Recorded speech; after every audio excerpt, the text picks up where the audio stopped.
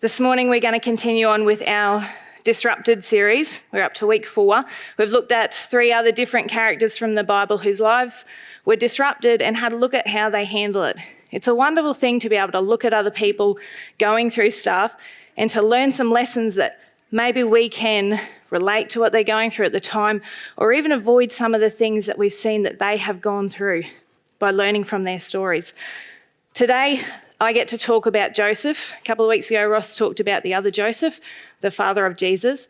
Today, I get to talk about the Old Testament Joseph, and I super love that because if there's a character from the Bible I think I personally have learnt the most from, he's definitely one of them. Over the years of knowing what starts as a simple Bible story as a kid has become a story that I've returned back to time and time again for all sorts of different things that I have been able to learn. And even in recent times, his story has been something that has helped me. Let me just start by saying the story is big.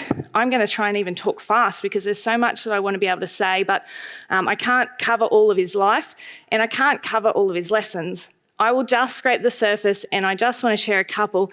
If anything, I just want to encourage you that this might point you to have a look at the story for yourself, to pray about lessons for yourself.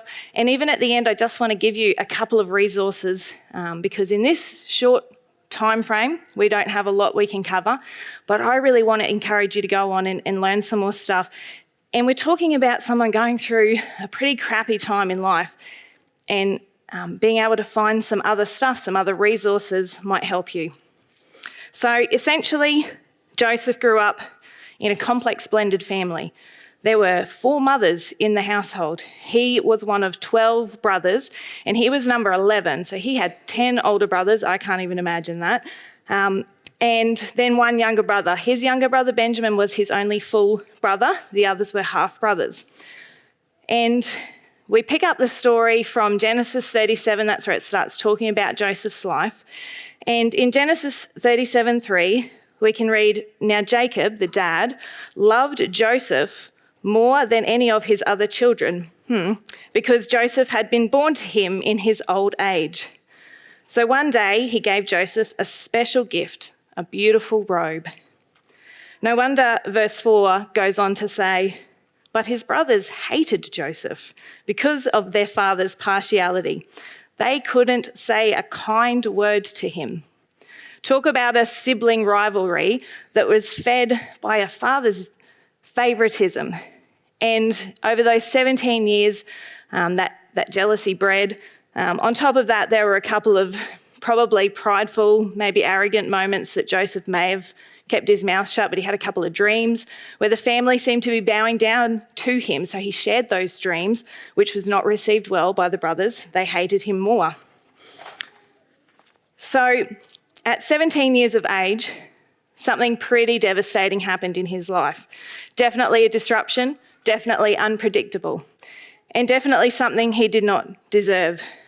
The Bible recounts that the dad, Jacob, had sent the other 10 older brothers out to tend the flock, and he wanted to know how that was going, so he asked Joseph, "Can you go out and see how this all is and report it back to me?"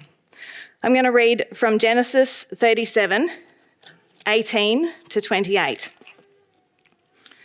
"When Joseph's brothers saw him coming, they recognised him in the distance and made plans to kill him. 'Here comes that dreamer,' they exclaimed. 'Come on, let's kill him and throw him into a deep pit. We can tell our father that a wild animal has eaten him. Then we'll see what becomes of his dreams.' But Reuben came to Joseph's rescue. 'Let's not kill him,' he said. 'Why should we shed his blood? Just throw him alive in this pit here. That way he will die without our having to touch him.' Reuben was secretly planning to help Joseph escape, and then he would bring him back to his father. So when Joseph arrived, they pulled off his beautiful robe and threw him into the pit. This pit was normally used to store water, but it was empty at the time. Then, just as they were sitting down to eat, they noticed a caravan of camels in the distance coming toward them. It was a group of Ishmaelite traders taking spices, balm, and myrrh from Gilead to Egypt.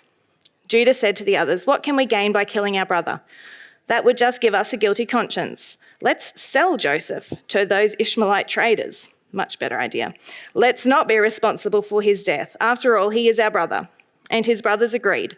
So when the traders came by, his brothers pulled Joseph out of the pit and sold him for 20 pieces of silver. And the Ishmaelite traders took him along to Egypt. Just like that, his life flipped upside down at the hands of his brothers who hated him. He disappears to Egypt, not to know whether he would ever see his family again, not being able to comfort his father who would have no idea what had happened. And the brothers then, we are told, took his coat, ripped it, put animal blood on it, and then returned to the dad to fake that he had died. Verse 36 of this passage says, "Meanwhile, in Egypt, the traders sold Joseph to Potiphar, an officer of Pharaoh, the king of Egypt. Potiphar was captain of the palace guard." What a terrifying couple of days. From his abduction, Joseph spent the next 13 years in slavery and prison. I want to give you two key events that happened in that time. And it's really important because it helps us to see those long 13 years and how hard it must have been for Joseph. It's important to see too, though, that he got into this service at the age of 17. And then in chapter 39, verse 2, there's just this little snippet that says, "The Lord was with Joseph and blessed him greatly as he served in the home of his Egyptian master." He actually found favour. He actually did his job well as a servant. Potiphar actually really liked him and gave him more and more opportunities to serve and more responsibility. However, Potiphar's wife took a fancy to Joseph and started making advances on him. Verse 6 says that Joseph was a handsome and well-built young man. Verse 10 says that she kept putting pressure on him daily. But it was recorded that he refused that attention and that he actually tried to stay out of her way. Let me just pause here and side note, because this story can't be brushed over. And whilst it's not a key part of what I'm talking about today, I don't want to miss this lesson. We can assume that by this time, Jacob is a well-built, good-looking, 20-something-year-old man. A Netflix series would certainly love this plot. They'd play out the drama, they would build tension, and somehow have the audience wanting this affair to unfold. Media has a lot to answer for as far as glamorising seduction and betrayal and unfaithfulness. Yet anyone who has been personally affected by that, anyone here who has been personally affected by that, would tell you it is not glamour and that it is an awful thing. Can I urge you in Joseph's story to actually be drawn to integrity? Is it possible that we could actually glamorise morality? This guy, Joseph, this young, good-looking guy, with advances made daily toward him by this beautiful, rich woman, actually made a different decision and showed integrity. In verse 12, it says, "Joseph tore himself away when she came to him one day and he was on his own." There was an opportunity to go along with it. He had so many reasons that he could make excuses, but it said he actually tore himself away. She was left with the shirt in her hand and he ran from the house. He just ran. He didn't stay. He didn't entertain it. He didn't flirt with the idea. He just ran. And I'm going to guess it's not because he was a pillar of self-control. That guy would have walked calmly from the room. This guy bolted. But he made the right choice. He valued integrity and he valued God's rule in his life. A great example not to be missed. Let me say this. We cannot let tough circumstances become an excuse to compromise our integrity. Unfortunately for Joseph, this was a double-edged sword.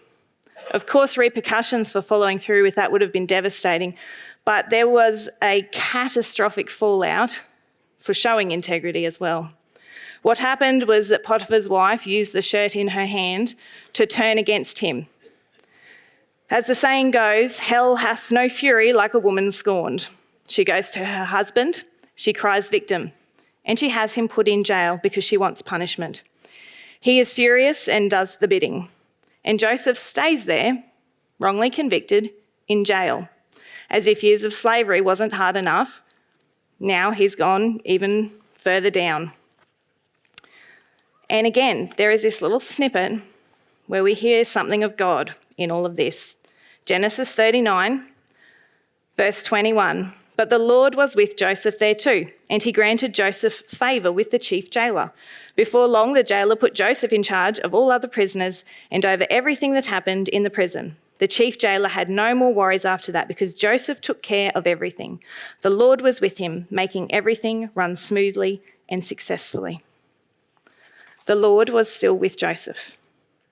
Here's the other interesting encounter. It just says in the Bible sometime later, but it was on a little bit because he had gotten a bit of a leadership position in prison as a prisoner. I'm not sure how that entirely even looks. But sometime later, 2 of Pharaoh's employees get thrown into prison as well, his cupbearer and his chief baker. One day, in a display of just compassion, he looks at these 2 guys and sees that they look a little worried, so he asks, "How are you feeling today?" They go on to explain that they've each had a dream. They don't understand their dream and they want to know about it, but there's no one here in prison to interpret it. Joseph indicates a real trust and connection with God after all this time here in prison. And he says, interpreting dreams is God's business. Tell me what you saw. Joseph hears the dreams. The cupbearer is told in the interpretation that in 3 days he will be freed and reinstated to his position. Then he listens to the baker and he says, unfortunately, in 3 days, you're going to die. You will be executed. And if you read the scriptures, I'm not even going to say it out loud, it's horrendous what happens to him. So knowing that the cupbearer is going to go back to Pharaoh's presence, Joseph puts in a plea. Please remember me. I was put in here on false charges. I was kidnapped from my home. You need to please ask Pharaoh to have favour on me and release me. From there, the next 3 days play out just as the prediction had been from the dreams. The chief baker goes and is executed. The cupbearer is released and put back into Pharaoh's presence.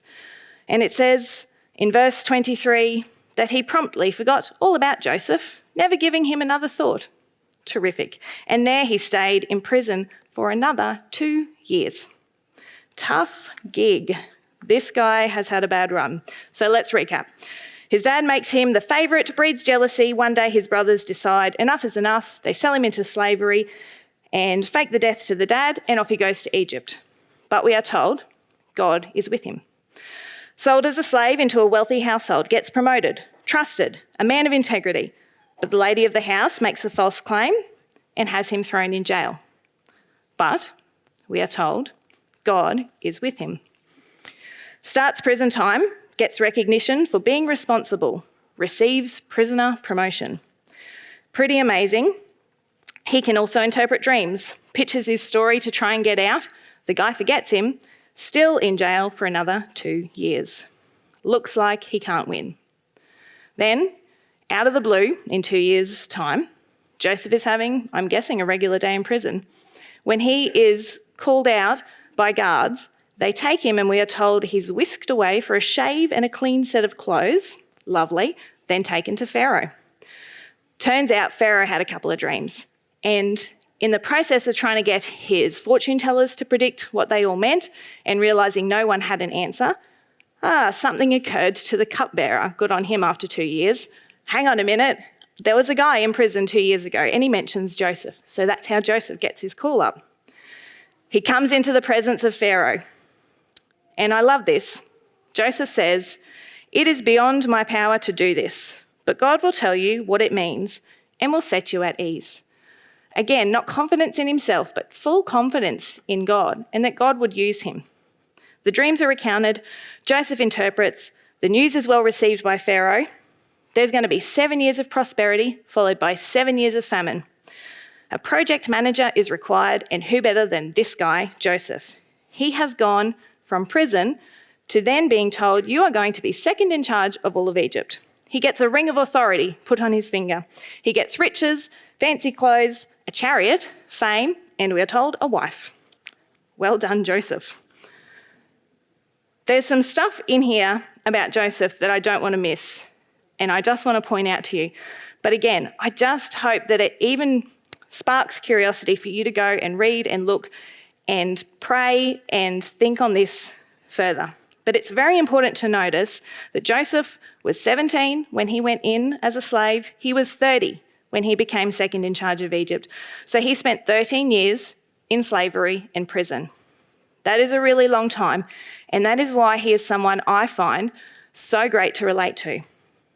I think that lots of us can relate to disruption or struggles or pain or trials or disappointment that is not brief, that does not last days or weeks, but that has lasted or is lasting months or years. Perhaps it is years of trying for a family, but to no avail. Perhaps it's breakdown in your family and there is divorce and separation. Perhaps it is living in an abusive situation. Perhaps there is divide in your neighbourhood or your community. Perhaps there has been a death of a loved one and you are trying to work out how to go on in life without that person. Perhaps there's a sickness or an ailment that there just doesn't seem to be reprieve from. Something that holds you back in life and you can't fix that thing. I even often hear some people say, and I've said it to myself before, that you feel like you're kind of in a life limbo. Not necessarily a time of pain, but a time of uncertainty or waiting that just seems to keep going.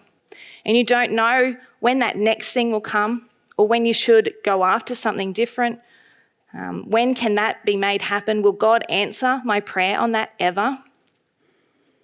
If you personally think, I can't really connect so much with a time like that in my life, you should be able to now, because COVID-19 has thrown us all into a long, unending time of limbo where we don't know what's around the corner, where it impacts people in all sorts of different ways. So that's why I feel like Joseph is a guy I can really relate to. He certainly went through some really tough stuff in his 13 years. And we have every reason to believe that on top of the hardship, he was carrying pain through that time. He was rejected by his family, remember. His brothers actually wanted to kill him, and that's the last time he saw them. He was separated from his parents. He never got to see them again. Or his brother Benjamin. He didn't know where they were, what was going on for them. And we don't see a lot of emotion written into the story, but if you go forward a few chapters from what I've talked about this morning, you do actually see a reuniting of he and his family. And it's after 20 plus years, more than 20 years, and it actually shows this little glimpse of the emotion and the pain that he's obviously still got. And it talks about him weeping. It talks about him going to another room and weeping so loudly that his staff can hear him. He has a broken heart in the midst of all this. But in his first appointment to Potiphar's household, we're told that Potiphar realised the Lord was with Joseph, giving him success in everything that he did. And so he was promoted. That sounds like an oxymoron, a successful slave. I'm not sure how that works. He wasn't given his freedom. We might look on and think he was still the property of Potiphar. He was still a slave. His circumstances remained the same. He wasn't seeing his family. His brothers didn't come and apologise to him. Yet he served in such a way that it was noticed to the point of recognition and promotion in his position. Even then, when things turned bad again and false claims were made and he was thrown in prison, we wonder, how did he deal with that? What another kick in the guts. Use your imagination about what you would write as the emotions into this, because I can picture a few emotions. The anger at that woman, the helplessness that he had no power or voice to speak up at that point, the hopelessness and the sadness that he would feel. I don't know what his quiet moments at night before he fell asleep are like. But was he shedding tears in those moments each night? That sadness must have been real. And remember, because we can't help but read a story knowing, just wait till whichever chapter it is, I can't remember, 40. Wait till then, mate. You're going to be made second in charge. He didn't know that. He didn't know if he would ever get out of jail. And we don't know that either about our lives. We don't know if there is going to be an end to something we are struggling with. We don't know if there will be reprieve. We don't know if that prayer will be answered ever in the way that we are hoping for. Yet something I draw from Joseph's example is that somehow he found purpose in his pain. Our home group has been watching Pete Gregg's course, the prayer course. We did the first one last year, and this year we've just started doing his part 2, which is the unanswered prayer course. And it's been excellent. And Pete says in that, psychologists tell us that it's critically important to try and find meaning and purpose, if we possibly can, when we are processing pain. Note that it doesn't say, figure out why the pain happened, what the reason was, and then learn from that. And I don't believe there's necessarily a reason for something. And what I read of God in the Bible is not a God who puts blocks in our way to see if we can make it.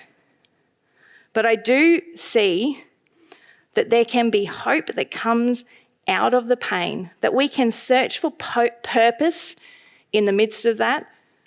And I can see that in the reality of a bunch of people's lives around me who I've seen walk through painful stuff. Gregg says we should find a purpose in spite of the pain, not because of the pain, but in spite of the pain. A determination to turn the pain, the disruption, the ugliness of a situation into something beautiful, to refuse to let this define or deplete me. Joseph's situation could have been different. He could have crumbled and disappeared into a life of slavery. But he chose to persevere. He actually chose as a slave, well, I'm going to serve well. If all I can do here is serve, I'm going to serve well. And then when he got demoted to prison, he said, well, if I'm in prison, I'm going to serve well in prison. And both times he was actually able to lean in to God's being with him and actually make something of that. I remember hearing a quote years ago, and it's a bit of a mantra for me and something my kids hear all the time. It's easier to act our way into feelings than to feel our way into actions. If we only acted on the things we felt like, how would that look? Shall I only go to work when I feel like it? Pretty sure I wouldn't have a job. Could I justify only preparing dinner of an evening for my family when I felt like it? Probably not. I have a husband who gets hangry. What if I only exercised, paid bills, helped my kids with homework, cleaned my house, took my kids to events or school? What if I did that only when I felt like it? What a schmozzle my life would be. But also, what a terrible flow-on effect that would have to the people around me who depend on me. A healthy life is shaped by the ability to do, even when we don't feel. And sometimes those feelings catch back up. But the doing, even when we don't feel like it, is the ability to just have our eyes on a purpose that's beyond that moment. And that's hard and can take practice and time. But I look at Joseph's life, and it's a great example of that. I see in Joseph's example that strength is for service, not for status. And it's in Scripture, and it tells us that same message. Strength is for service, not for status. So he served and he found purpose in that pain. And linked in with that, and I think hand in hand with that, was God being with us, with him. Knowing for us that God is with us should be a help. But that sounds sometimes just like a sentiment. God is with you. Oh, God will be with you. It says when Joseph was sold into slavery, the Lord was with Joseph and blessed him greatly. And it says Potiphar noticed. Potiphar realised the Lord was with Joseph and blessing him and giving him success. How could Potiphar know that? There wasn't any description of an aura floating around Joseph. He wasn't wearing a cross necklace. He didn't have a bumper sticker with a fish on it. How did he know that God was with him? As best I can picture that, it had to have been that he served in such a way and spoke in such a way and cared and treated people in such a way that it was obvious that that's how Potiphar could see it. Again, in this prayer course that Pete Gregg has, that we've been going through, he talks about a study that was conducted on therapeutic benefits of companionship by the University of Wisconsin. They timed how long volunteers could sit with their feet in buckets of freezing cold water.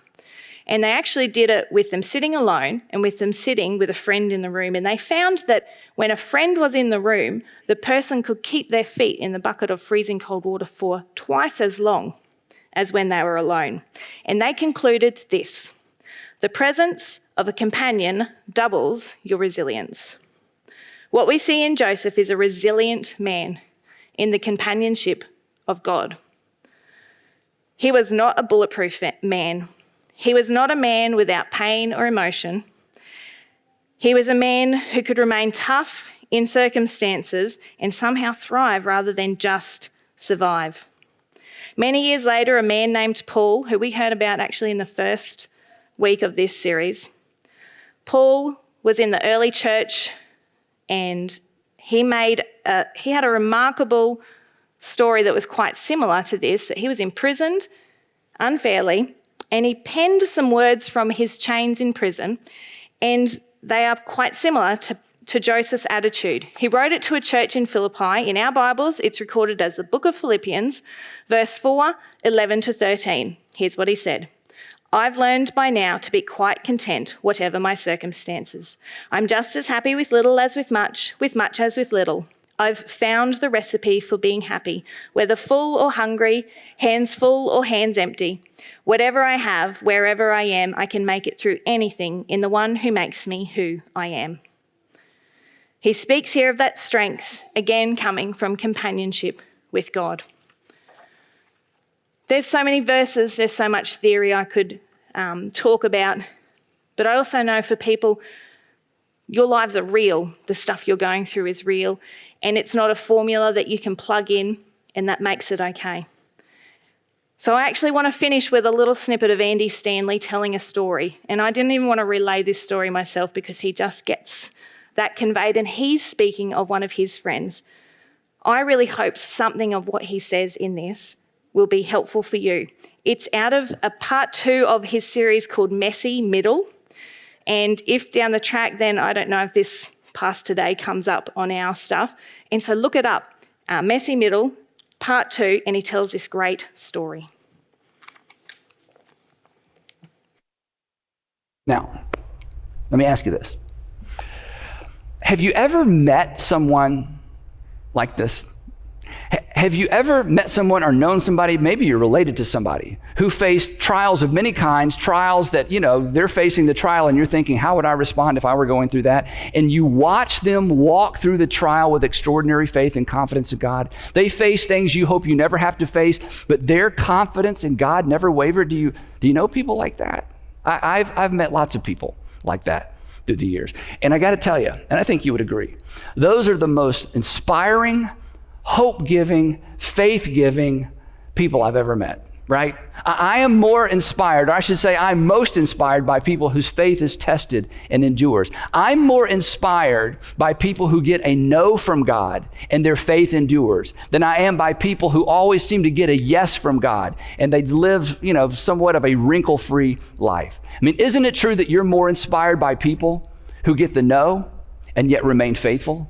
And the reason you're so inspired by them and the reason I'm so inspired by them is this: they leave us with confidence that there is a category of faith and there is a category of confidence in God that can endure just about anything. The people whose prayers go unanswered, but their confidence in God remains firm. I had a friend like that. His name was Reggie Campbell. Reggie Campbell passed away 3 months ago in January.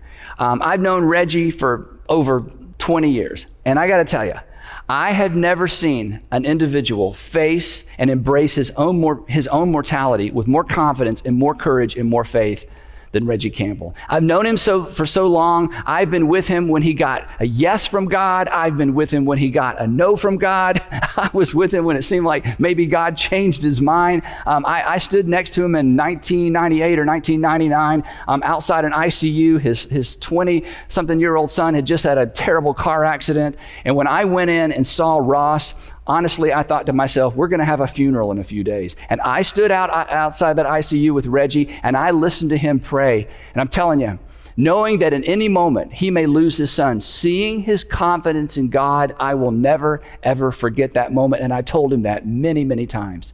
Years later, he got a no. He had a lung disease that caused him to slowly have decreased lung capacity. And the doctors told him there's no cure, that eventually you're just going to lose your ability to breathe, and there's really nothing we can do. And this was going to be a multi-year process. And throughout that time, Reggie and I would get together, and I'll never forget one breakfast we had. I got there early. He came in pulling his oxygen tank. He sat down, and he just looked really rough. And I leaned across the table. I said, Reggie, how are you doing? And he gave me this surprised look, and he said something that was so profound to me in the moment. I actually got my phone out, and I typed it out. Here's what he said. He said, Andy, I'm fine. Look, he said, my life has always been in God's hands. Nothing has changed. My life has always been in God's hands. Nothing has changed. My life was in God's hands when things were great. My life has been in God's hands when things were not great. My life has always been in God's hands. Andy, I'm fine. Nothing